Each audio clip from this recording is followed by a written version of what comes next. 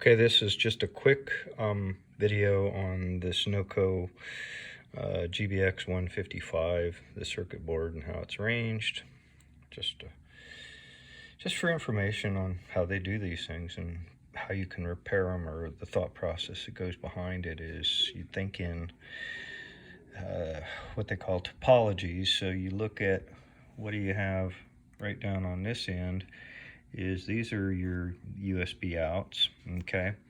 So each one of these USBs has what's called a buck converter. So it's taking the voltage, which is 16 volts in this, and it's going out to your iPhone. Somehow it has to get back down to 5.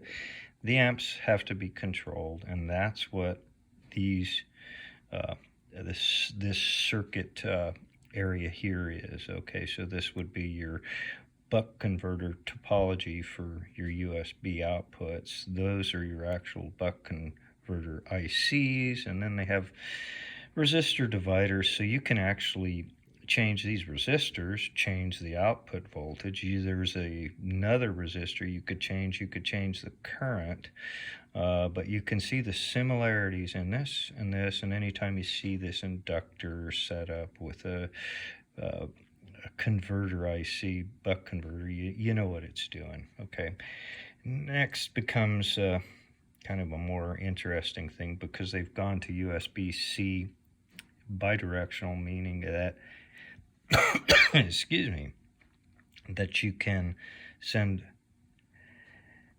charge it with the 5-volt system, and it can output this way.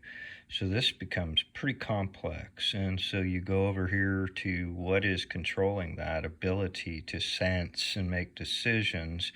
Is if we draw kind of a circle, and I'm not sure right in here, but what I do see that's real classic in these in this topology is that you have some very complicated ICs that are your decision making things. And so that's what this is a, again, drawn all the way around in this area here, this is a bidirectional, so it's a buck and a boost system, where you go in and you go out. The in boost is going to take 5 volts and bring it up to the voltage where we can actually charge the pack. And so that's what all of this stuff does, and that's what these inductors are for, is to step that voltage up to 16 volts. Moving along, this is just a programming header for your main microcontroller right here.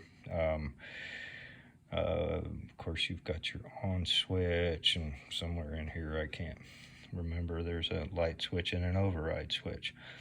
Then we go down to the other end of the board. These are your LED controllers right on the end. So you have, kind of like a dual headlight system. That's your LED IC, and it's just pre-built to where it handles the current. That's why you have an inductor there, and so that's the thing that does all the flashing. That way you don't have to set up any sort of real complex individual circuitry here. It makes it easy on the microcontroller to just send a signal to this, and that's where you get a full light on, blinking, alternate blinking, whatever. So that's what these two areas are here. This little guy here is a comparator that actually is guarding your voltage out here, and it makes that decision to say, hey, the battery is not up to standards. So if you hook it up to a dead battery, that's the thing that's sensing it and making that decision that forces you into pushing the override button.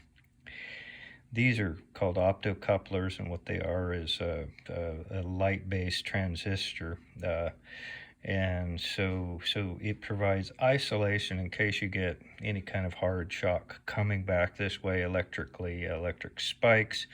There's actually a separation in this transistor because it's optically triggered, and that gap protects this poor little brain here if it got a jolt and lost its mind. Okay, the rest of this stuff on here, I'll go right around this square here, and that's all of your battery management system. It's a real typical circuit right here. This integrated circuit here is one you'll see. It's almost ubiquitous. There, everybody uses it. It goes up to 4 cells. This is a 4-cell system, not a 3-cell, which is more normal.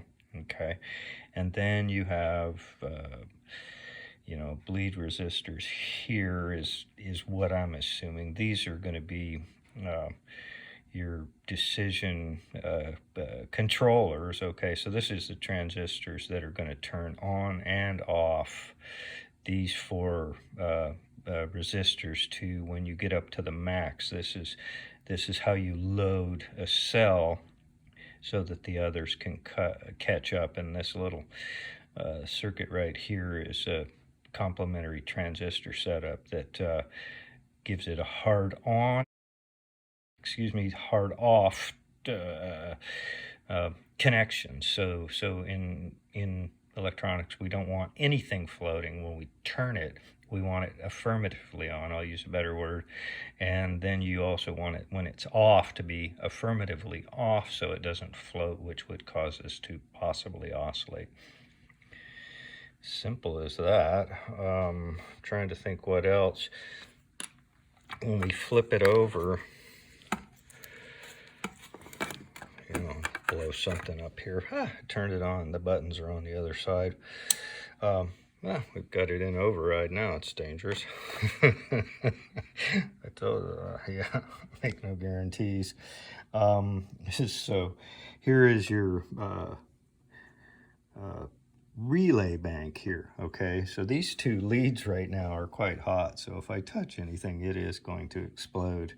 But that's what it's done. This is a wide open relay that passes your ground, and that's how it switches everything out and causes these things to become alive.